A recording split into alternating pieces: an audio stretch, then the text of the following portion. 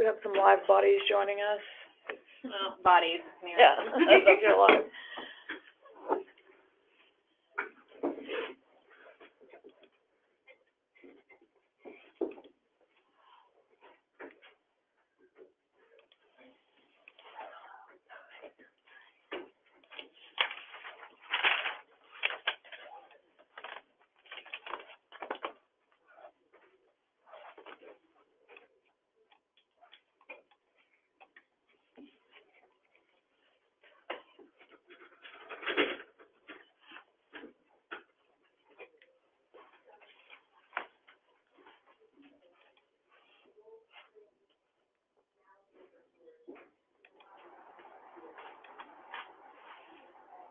Would you?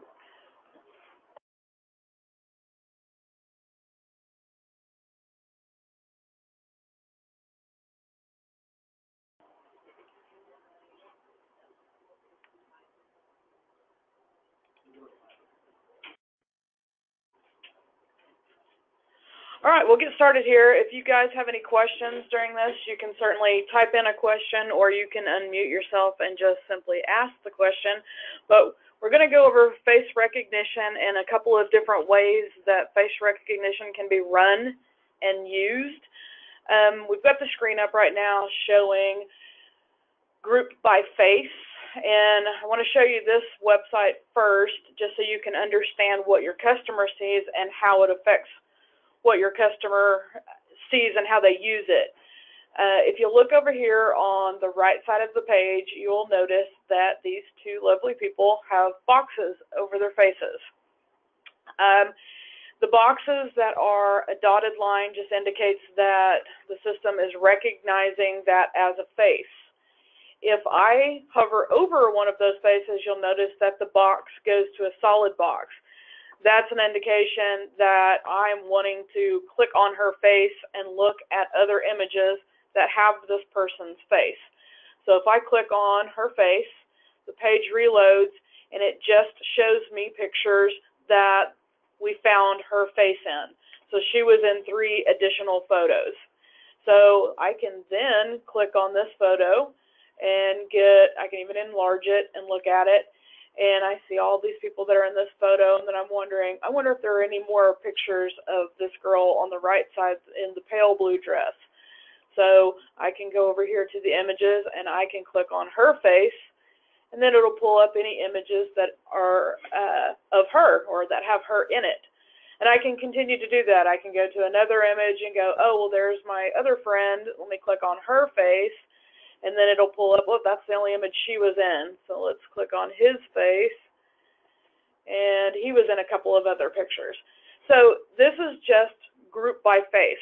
This is a situation where you're doing a candid event where you're not identifying images to people, but you could be potentially taking, you know, hundreds of pictures, maybe even thousands of pictures, such as maybe a high school dance, a daddy-daughter dance, which we'll get into a little further. This happens to be a high school JROTC event, so we did some portraits and some candids, and we'll talk about how we think this will work for both this and daddy-daughter type of dances. But basically, initially when the customer goes to the event, they're going to see all of the images that were taken if you have not identified them to individual people. So, Kim is asking, how does the customer know to click on those images? We actually have some banners that are available that you can use, and up here in the message area on the top of your website, that actually show little examples of facial recognition and even talk about how we've made it easier to find your pictures. Although a lot of people do recognize those faces, especially if they use social media like Facebook, because Facebook has those little tag boxes. So if they're one of the younger generation or two, a social media buff, they will instinctively know what those boxes mean and how to use them. But we certainly do have some graphics that we can share. do you have a pre-built one? Yes, we do, and if they're not available on BizHub, I will make sure that they get out there, but certainly you can shoot me an email just as a reminder after this to send them to you, and I can email them to you directly, along with the HTML code that you could just paste right into your event. Back to the facial recognition. So again, if you've gone and you've shot hundreds of images, and this is just in the sample event, so we only have 3 pages, but this could very well be 20 pages or 30 pages. And although in a high school event like this, and other types of social events, all the people at the event know each other. So part of the fun after the event is to go look at other people's images and go click on a face and go, I wonder who else she danced with, and see if she was ever photographed with anyone else, or, you know, oh, that's my boyfriend, let's see who else he was photographed with. So there's some fun in actually doing it. We also have this new tab called Recently Viewed, because once, if you started clicking on faces, you could get lost easily. So if I click on Recently Viewed, it's going to pull up all of the images that I actually pulled up as a large preview to view, so I can see all the ones that obviously that I was interested in. Now, if I were identified to images, then I would still be able to go in by my name and pull up my images, and we'll get to that in a moment. I can also mark these as favorites, so even when I'm viewing all images, go back to all images, I can still mark specific images as favorites to come up under my favorites tab, just like you can now. So if I find pictures of my friends that I really like, I can do favorites. And that's also a header that we have that can be either a scrolling or a different message header to explain to people how to use favorites. We in our retail office even have an email that sends out that says, hey, did you know you can mark your images as favorites? And then that way, if they're photographed even at multiple events, they could even view images from other events under this same tab. So it's just a fun tool that people are finding, that they go in and they can find images and kind of find their friends and just narrow it down. We've used it at all types of social events, from high school events to Greek events, sorority fraternity parties, those kind of things. So this is the example of group by face. So I'm going to jump into Core to show you how you would actually run that if you just wanted to group by face. So I'm going to go into this event, and under face recognition on the left, ignore that we already have some jobs here, because this would be blank, obviously, if you were just starting. You would click add a new job, and you would select group by face. So again, this particular scenario is just going to group images by like faces. So this would be an event that you don't have identified, and it's just candid pictures. So you're only going to have the option of selecting the view and then what folders of images you want to run the recognition on. So in most cases, that would be all of your folders. So you would then highlight all of your folders. So you'd hold your control key and click all the folders that you want. It will automatically do your set range, so you don't typically have to worry about that unless for some reason you only wanted to run it on a specific set of images within a folder, which is highly unlikely. So just let it default to the number there. The next option you're going to select is to use the larger preview of images. We get a better facial recognition when we use a larger preview.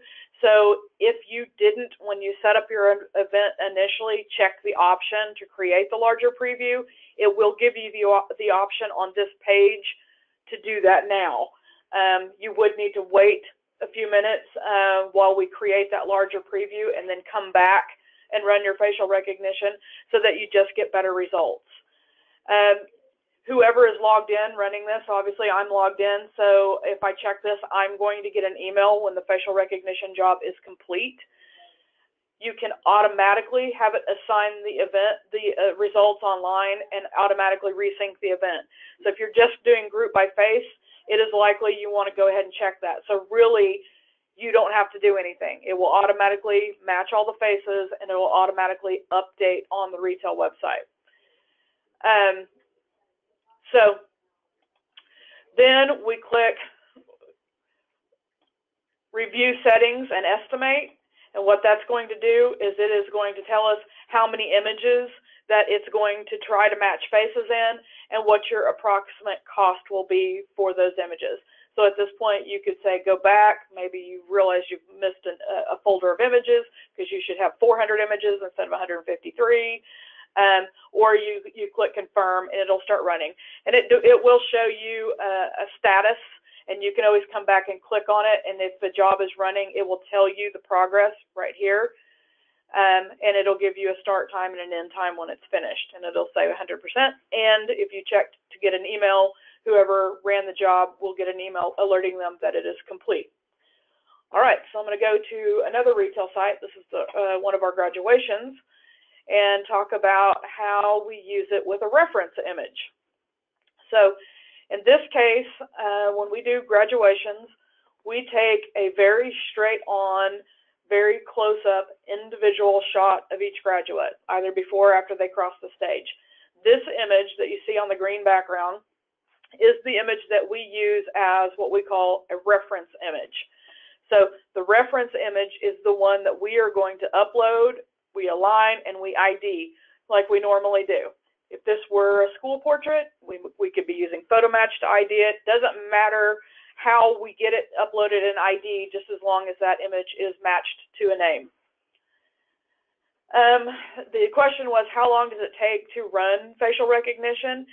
And it depends on the size of your image, obviously the number of images, and how many images we've got going through the system. So typically a job of 400 or 500 images is done within a matter of 15 or 20 minutes or so. Just depending on what our volume is, that could be, yes, Jack? Well, just clarify that.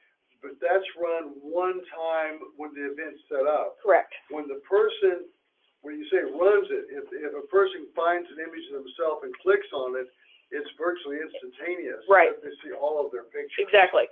So to clarify the question and the answer, to run this process obviously is going to be determined by the number of images and the size of images and what kind of volume we have going through. On average, we're seeing about 15, 20 minutes. During grad season, where we might have tens of thousands of images going, you might see that bump up to an hour or two. It just depends on the volume and all of those things.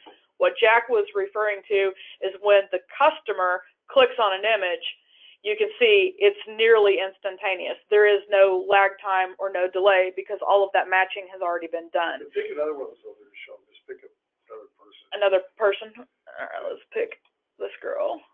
There we go. So then if I then pick her picture and I pick her, you can see that's the only picture she's in. Pick another girl. No, there aren't very many. Yeah, she wasn't very social. But so you can see that part is pretty quick. So back to graduations with a reference image, then you can see that we're going to take this image and then we're going to tell the system that we want to find this person's face in another set of images. And in the graduation market, what we're trying to do is trying to do processional images or recessional images when they're coming into the graduation or when they're marching out of the graduation, even doing some candid pictures, doing some friends and family pictures afterwards.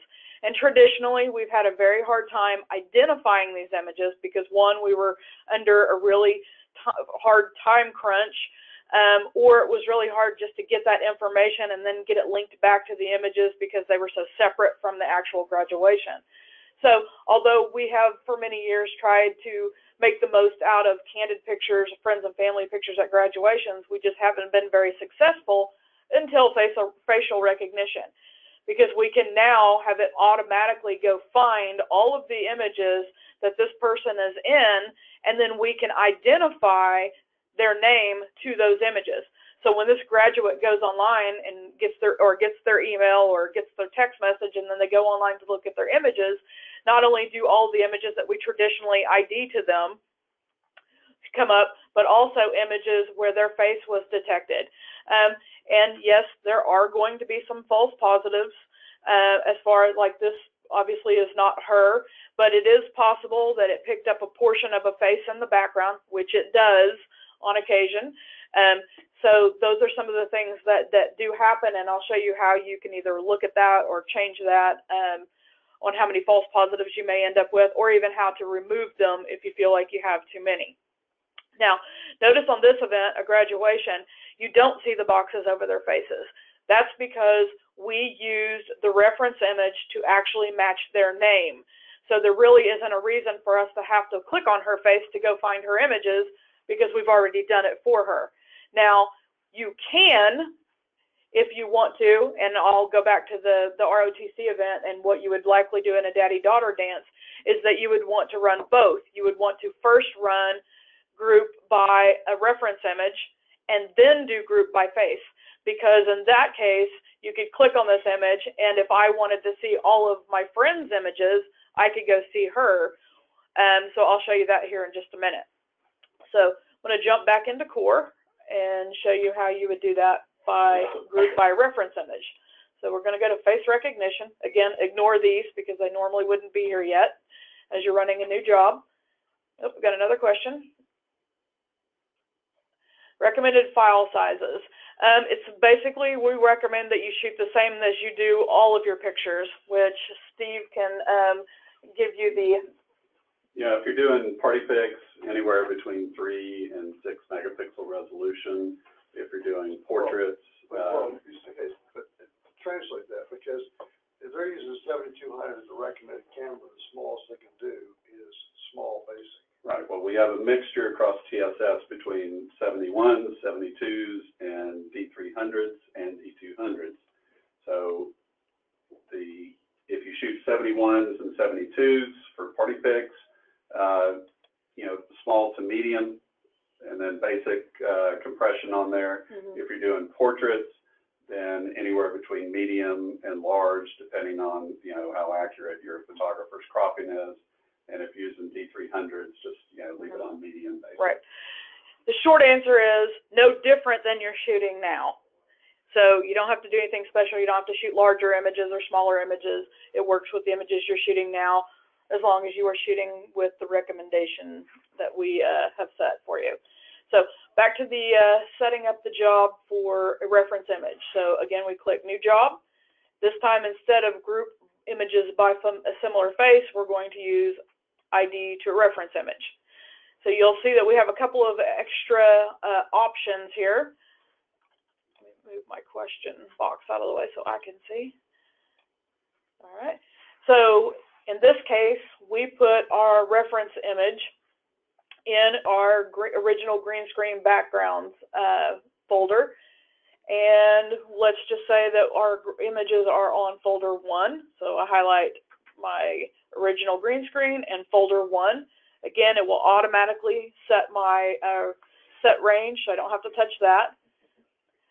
Only include folders with ID'd images. So if this were a case where maybe I had selected 3 images and there were some images in that folder that were not ID'd for whatever reason, maybe you shot and you had an underexposed picture, so you didn't ID it to anyone.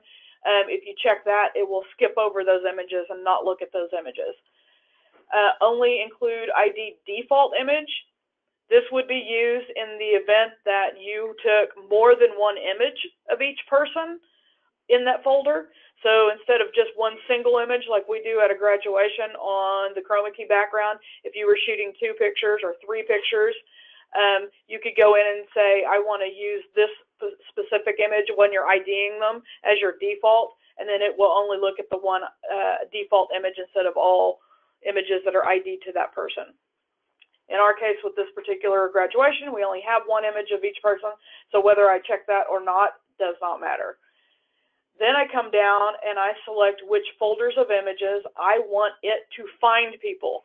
So in a graduation example, I've already identified my handshake photo, I've already identified my original chroma key image, and I've already identified all of my rendered images. So I only need it to find that face in my friends and family, my processional images. So I'll scroll down, I'll click that I've got them in that set, and then I'll scroll down, and I just happen to know that all of our images are in folders 80,000, all the 80,000s and the 90,000 folders. So we'll say it's those 4 folders. It might be 5 folders or 6 folders. So you select all of those. Again, it will automatically set your ranges. And then your confidence threshold will be defaulted to 50. We have found that 50 is really the best area to get the most accurate number of images matched to your reference. You are still on occasion going to get a false positive, and you will still on occasion get somebody that's in a picture but it doesn't recognize them because either their head was cocked a little too much, or their face was turned a little bit, or it just didn't think that that was that person because of a shadow that was on their face. So 50 we think is really about the best number to be. Some people have really studied this in their images and found that 55 is better for them, or 45 is better for them. It is not an actual percentage, but you can kind of think of it as a percentage. And what the confidence threshold means is it means that it's pretty confident that an image that it matches is that person. So the higher your number you go, it's a higher percentage that the system thinks that that face really is that person. And so it screens others out. Right. So although it's not a percentage, it is a higher percentage that it thinks is that number. So if we were to bump that up to 70, the images that it matches to my reference will likely be more accurate. But it will be that it will miss some, because the ones that it thinks might be that person, it won't get. But you will get fewer false positives, because we have found that people that are related often will get pictures. People that have very, very similar facial structures, they'll get matched even though it's not that person. So anyway, 50 is where we found it to be of acceptable, accurate quantity and quality of images matching. But once you do it, you might see that number is different for you. And you can change it afterwards, and I will show you how. There, again, is the checkbox asking you to use the large preview. And again, if you did not check that option when you set up your event, you would be allowed to check it and run those now. You just have to wait for us to reproduce all of the previews, and you'll have to come back. And of course, depending on the number of images, that might take 5 or 10 minutes. It could take 30 minutes to an hour. Just depends on the number of images. Again, email if you want to be notified when it's done. Automatically ID matches when the job completes. On your first round, you might not want to automatically ID the images. You may want to see the results first before you actually save those images. We, again, think that 50 is pretty close to what an accurate number. We still do get a few false positives, but we don't think it's, end of the world for somebody to get their email and go to their grad pictures like this grad here. And this one girl clearly is not that woman, but there's really no harm that she's getting an image that isn't hers. Other photographers really want to get rid of that. If it's not her, they don't want her to get it. And I'll show you how you can fix that before you post them. So if you do want to edit some images or really look and see what the system did before they get ID'd, you don't want to check that. If you do check it, then you likely want it to automatically resync the event as well. Because if you don't resync the event after you run facial recognition, if the images are already online, it won't ID those images to those people. It will be ID'd in Cord that way, but it won't be showing on the retail website. So you'll definitely want to resync, whether it's automatically or you manually do it. Again, after you click this button, it'll tell you how many images it's going to be going through and your approximate cost. And at this point, if you realize, hey, I should only have 500 images that I'm referencing, you could back up and see where you made your error, or if you needed more. And then you see your cost, and then you click confirm. When the job is finished, you will see your job here. And when it is finished, then you will go here and you'll click view results. And I want to look at the most recent job, which is this one. All right. Now this is where it's going to tell you that we used a confidence level of 50. So at this point, if I go through here and I look and I'm like, yep, that's her. Yeah, whoop, that's not her. And we can see that's not her. I can click ignore. And what it's going to do is it is not going to identify these images to this girl if I didn't tell it to automatically ID. Now, although most people are going to look at the person that's in the foreground and say, oh, that's not her, but that is her in the background. So in some cases, you may want to show that image. Some cases, you might not. She was a little off-centered and looking at the ground, so maybe you don't want to show that image, so you can ignore that.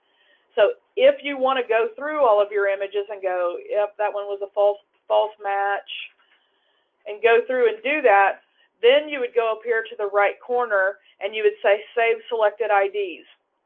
And then this is when you would go in and manually resync your event, and then it would update your IDs. And then anybody that you clicked Ignore on, it won't match that image to this reference image, which is this person's name. So if you want to take the time to do that, you certainly can. Another thing you can do is go, well, I wonder how this would change if I change this to a higher number. So I'm going to actually change it to a pretty high number so we can see what the difference is. And I click Update. And so it's reloading. It doesn't have to run the facial recognition again. It just reloads the page. I may have gone too high.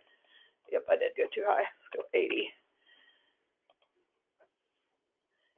So it reloads, and you can see those pictures that I had previously clicked Ignore on, they're no longer actually matched there. Not because you clicked on them, just because it was pickier this time. Right, it's pickier this time. So if I decided that, yeah, this is where I want to be, I can actually go up here and I can say delete the IDs that I previously saved, and then save these IDs, so that this one, because this one I think was a closer match. Now, obviously, there were some pictures that one girl was in the background, like this one still, she's in the background, and she's not the main person. But if I wanted to do that, then I can go back and I can change this number to a lower, and I can update it until I get the sweet spot. So this graph is kind of telling us like how many matches we're getting if we were to do 62. I got 31 matches. If I do 63, I get 23 matches. And see, the higher number typically goes to a lower number. It's kind of the curve. So really, in this case, I might want to go about 65. I'm getting about the same number back here. You know, one of the thoughts that I have about this, the type of event would make a difference on this. If I was doing a daddy-daughter dance and took a lot of pictures, the alternative, if you don't do this, they're going to look through have to take the time to look through 600 pictures. So I would have a pretty low threshold relatively. So I'm not being too picky. I'm cutting out. I'm going to get this young lady or her dad in these pictures, right. Dad in the pictures. And so, great, if a third of the people in the pictures aren't them, it doesn't matter. It's saving me a ton of time right. for going right. through 600 right. pictures. Right. But whereas if I was doing school pictures and I also shot kids in the lunchroom or on the playground, and I really pretty much wanted the kids' pictures to go just to the kids I referenced, I might have it at 75. Right. I mean, right. the higher the number, the pickier you are, the more people you're cutting out. Right. And also to explain, again, very similar to the retail website, when I hover over this image, I see two boxes. There's a dotted box, which may be hard to see what you guys are looking at, and then there's a solid box. That's just so when you hover over, because we've had phone calls where like, this didn't match, like this girl with pink hair is not this girl. And so we're like, yep, but look in the background. Yep. She's in the background, peeking over her shoulder or lurking in the background. So we've seen some really tiny, yeah, exactly. We've seen some really tiny faces actually pick up in the background, and you're like, oh, okay, now I see her. Now, obviously, this is probably not an image that this person is going to order because part of her face is blocked, and it's just not a good picture for her. So it's not likely she would order it. So you might want to click Ignore on her. But it is amazing. Let me actually lower it down to a lower threshold. Let's go 40, and we'll see that it picks up a lot more images. And again, as I'm changing this, it is not rerunning the whole process again. So you're not getting charged for it again. It's actually using the data it already collected. You only get charged for it that one time. It's just reusing the data that had already matched. So as you can see now, I had clicked ignore on these. That's why they're kind of grayed out. But you can see more pictures are being matched. And there are going to be people that are just not that person. And we've seen that as when people have very similar facial structures, if they have very round faces or very smooth, flat faces, it just will match. Some people are wrong. It's not perfect, but it's pretty darn good. So anyway, one of the questions was, on these random pictures, would it match those pictures to that girl? So going back up here, so yes, these pictures that I have now clicked ignore, and if I update my ID, I can fix that. But had I not clicked ignore these random pictures that are not this girl, if I just went with this, these images would be ID'd to her. So when she goes online, she's going to see all of the images that we manually ID'd to her, plus all of these images that facial recognition found of her. But again, you can come in here, change the threshold, or come in here and manually click to ignore so that that doesn't happen. Now, one of the things that we really stressed, especially when we started this, if you were going to use an image or a reference image, is that it needed to be a fairly, well, it needed to be a full frontal image, needed to be pretty close because their face needs to take up a certain percentage of the pixels of the picture for you to get the most accurate reading. And one reason is because if you've got one person in this reference image, you only want it to match pictures that this person is in to their name. But we thought that daddy-daughter dances, where you've got the dad and a little girl, we could probably get away with having two people in the reference image because they are likely going to share the same contact information. So if there was a daddy and a daughter in this picture, and there were some pictures that it picked up that had both of them in it or had one or the other in it, that would be fine. They know each other. They have the same contact information. Now, if this were two adults, or even in a high school like we did with the ROTC event, they may have two different contact information, two different email addresses, two different cell phone numbers, two different physical addresses. So what would happen is if I had two faces in my reference image, that reference image is going to be ID'd to both of their names because they're both in the picture. So then every picture it found either of those faces in would be ID'd to both of those names. So as we witnessed in the ROTC event, when we have a couple, let me go back, and I'm going to actually go out of this event and back in by name. So if I actually looked them up by name, because this is an example of an event where we actually ran facial recognition by reference and by grouping. So if I go pull up a name, and I remember my name started with a B. Oh, there we go. So I'm actually pulling up images that were ID'd to the reference image. So that means this guy was ID'd and this girl was ID'd to this reference image. So now any image that finds either of their faces in are going to be ID'd to both their names. So as you can see, that could potentially be a problem for the fact that obviously he came to the dance with one girl, he had his portrait taken with another girl, and I think he left with another girl. So she might not want to be ID'd to an image that has him and the girl that he left the dance with. So, you could see that there could be some, not necessarily a problem, but it's not going to be as accurate as if this were a father-daughter. Then it didn't matter if the father or the daughter, or the father and daughter, because they're going to want to see each other's images. So you technically can use an image that has more than one face as the reference image. Just know that any image that it finds, it's going to match to both names, even though both of their faces may not be in that new image. So again, back to core, what we need to do if we're going to run both scenarios, because you saw that when I went into this, I went in by this guy's name.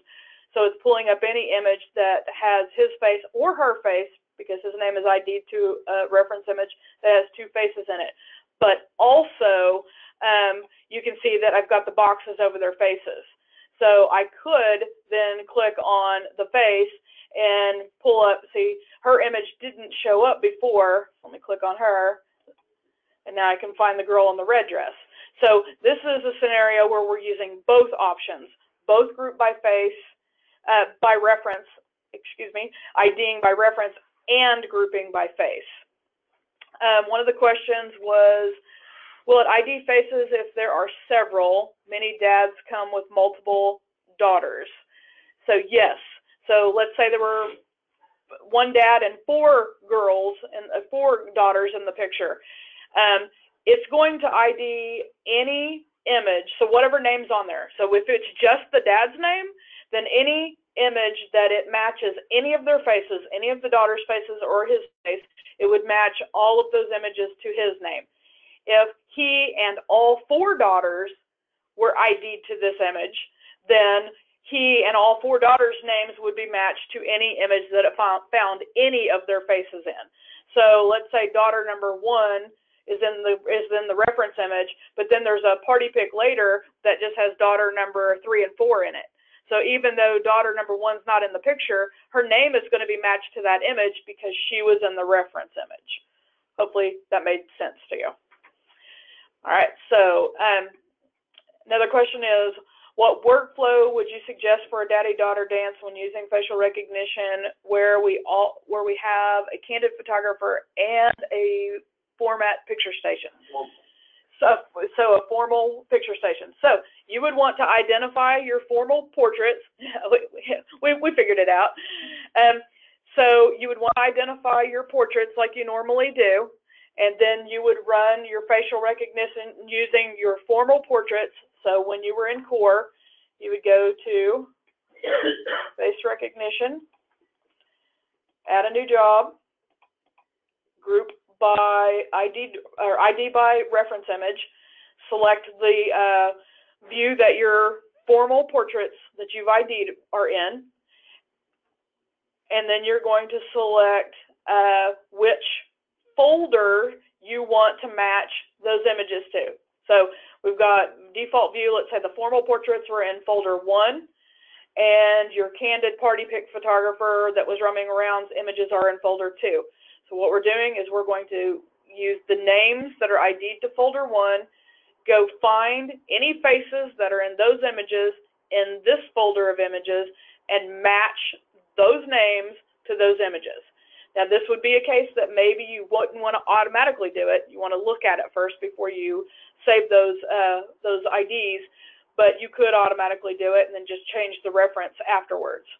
Thank you. One opportunity that I know we've always been challenged with towards the end of the portraits, that you have these groups of little girls that come to do group pictures at the portrait station, and trying to keep them ID'd has always been a challenge. So what the best thing would just be to say, you know, everybody get your portraits done, and when the portraits are done, we're going to open it up to, you know, group pictures.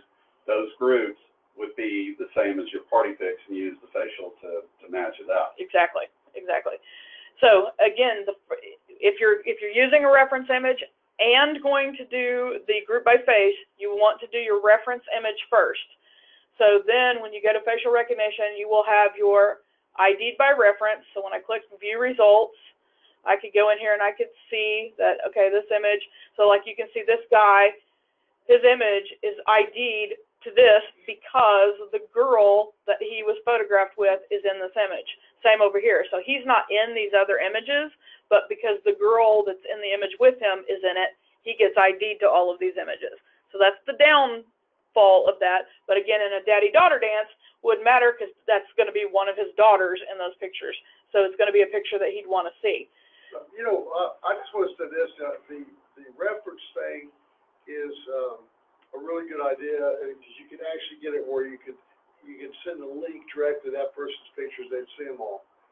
But, you know, just doing the facial recognition overall, even if you don't use a reference print, is a huge deal. Because when people, if you go online and try to look at your father pictures at a daddy-daughter dance, it takes forever. The fact is, just using the facial recognition without a reference print, you find the girl one time, click on her, you see all her pictures. I mean, that is a huge deal. And so the reference thing, don't I mean, while I think it's worthwhile if you've got a good logical way set up to do it, I would not do facial recognition because I'm not doing reference prints. Right, right.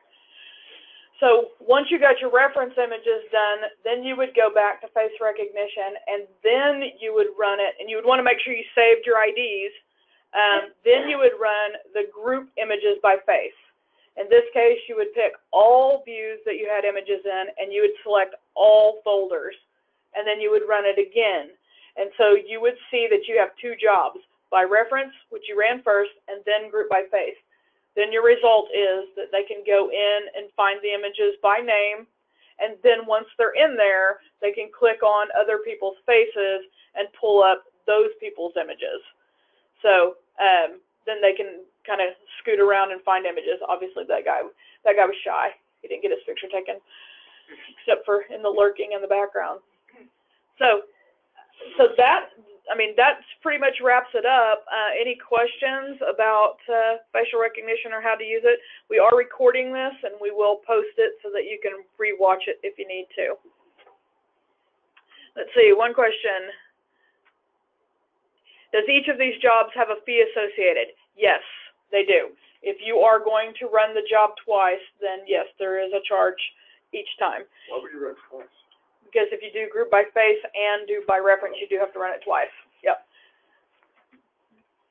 So another thing that you might want to make sure is that all of your images have been uploaded and your folder is aligned and locked, because if you realize that, oh, I locked my images too early and I still had 50 images that hadn't uploaded, you would have to, you can't run the job on a portion of the images. You have to run it all together. So you would have to rerun the entire job in order to include those newly added images. How long have we been using facial recognition at CCS? We started beta testing it in December for our December grads of 2016. So we've just been doing it just a little over a year. Yeah, we started doing some big parties around December a year ago. Yep. A lot of sorority, fraternity parties, high school Christmas dances. We've had some absolutely enormous high school dances shot in some large cities. Where I think they took as many as 5,000 pictures. Yeah, that particular customer said that after 24 hours, he had actually exceeded what he had done in an entire year's worth of sales from that event, because it just made it easier for people to find their images. You know, I had numbers from that this summer. I think it was along the line of 5,000 images and $12,000 in sales or something like that for party pictures and that. Yep. All right, another question was, can you do this with sports that don't have face mask? Yes and no. And if you're talking about action sports, there is a challenge with action sports because obviously we need the face to be a certain percentage of the image, and often with action sports, their face is so tiny because you're doing full-length pictures, they're off in the distance. They're not looking at the camera, they're looking down, they're looking away. If they have a hat on, they might have a deep shadow on their face. So it does pick up some, but it is definitely not as accurate as you would probably like it to be. I've tried this at a few events of my kids, you know, and where it makes the most sense is shooting basketball, and the team that's on off. If you're under the basket and you're trying to shoot the people that are on offense coming at you, almost all of them at some point are looking towards the basket, and you can shoot it that way. And you're not a mile away. Soccer is very hard because you can't. It's just very hard to try to do soccer. I've tried it without any success. Football wouldn't work because of the face mask. I think there's some possibilities for cross country with it, because you typically get the kids as they come right towards you out on the course. Right. And, I think that could work with it. But as far as what's going on right now, you could have some fun messing with it, some action shots of basketball, I think. Right. Probably something else I'm not thinking about that you know, but I'm not sure exactly what that would be. We saw some dance videos done with it. Yes. With some success. Yes. Yes. It does seem that really, really young kids, they do because they have less wrinkles and scars and you know their face has not characterized yet. Well, there was one little boy on Carter's basketball team that he kept showing up every time we did. I go, I swear I don't even know him. We just tease him that he has more kids than he knows about. But, okay, so the next question is has anybody done a daddy-daughter dance? I know there are plans to. I will have to look to see if anyone has actually done one yet. We've certainly done parties, which is real simple. Yes. Flag football might work. Do note that in order for it to work, to even have a chance at working, you need two eyes and their face needs to be at no more than a 30-degree tilt. So often in sports, they're tilting their heads or looking down, or you only see one eye. So that's another challenge with that. So Kim said they're doing one February 9th, so we'll all be watching and judging. Lori's doing it too. I'll tell you this, on the candid part of this, you know, one of the problems people have that shoot a lot of candidates at events is making it feasible for everybody to see the pictures. And I know that some of the customers we have that do high quantity candid events find this is really a big deal, making it very convenient to get the sales in much more quickly. And it's more practical to shoot a whole lot more pictures because they're going to be seen. Right. And of course, what happens you're doing candids, I don't know that there's a lot of TSS people that shoot a lot of candidates at events, but it's kind of thing where, you know, you got to get a critical mass of pictures. You can't go in there and say, well, I took 100 pictures and only so many sold. The reality is, if you take 500, you'll sell more pictures per picture taken than if you sell 100 because people are in a bunch of pictures. It's worthwhile for them to go look for them. Yeah, it's been proven over and over that if you can get people directly to their images, your sales will be higher than if they have to look through tons of images to find them. But I'll tell you, it's so much fun to go to a big party and go through it because a person can see their images, click on it, find them very quickly. They can say, oh, here's my friend Susie. I'll click on her. I'll see all her pictures real quick. They can find all their pictures with it. It's actually a very fun. It makes it very fun. What was previously very tedious. Right. To do. Yeah. It looks like Kim and Lori and Gerald all have daddy-daughter dances coming up, and we will certainly help you with any setup or graphics that you need to make this as successful as possible. And then we'll use you as an example. Let's see, school's paying for 1 5x7 for each pair with face recognition. I may try to do money with That's fantastic because they'll have to go online to select their picture, correct? Well, if they do that and they find one picture, click on it, they'll see all the others. There's a good chance they'll buy a lot more. Yeah.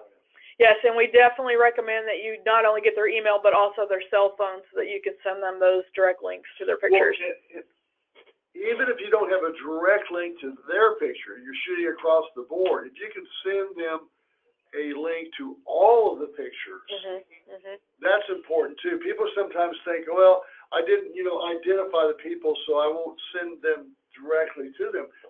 You still want to send the link to the entire event. Yep. All right. Any other questions?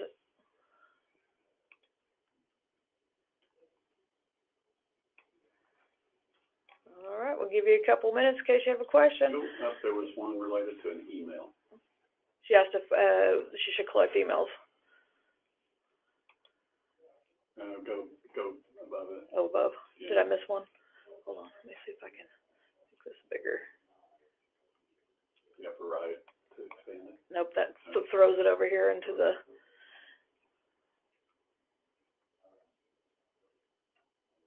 Oh wait, I think I saw it. Scroll down. It said does core something. I think keep going. I don't think it's further up. You know what he's talking about. Does core send emails? Yeah, there was email one further up that I think you went over. Okay, so looks like we missed a question. So does Core send those emails then, or do we send them? Well, that depends. If you are using PhotoMatch and View on Site, you can actually set it up so that it is actually sending those emails as soon as images are ID'd. Now, in this case, you would have to run the facial recognition in order to get all of those matched up. So you definitely want to send a separate email after that's done to let people know that they have this new option. Or you could just have it in your campaign. So when you enable your campaign, you just say in the first email, hey, your images are available. We've got this cool new way to find your images, to find extra images. So we can work with you on customizing that for your specific event. Somebody else see another question that I missed?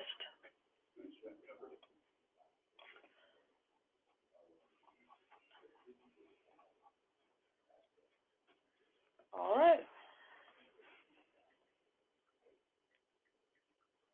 All right, well, thank you. And like I said, we will send this recording out and so you can watch it again.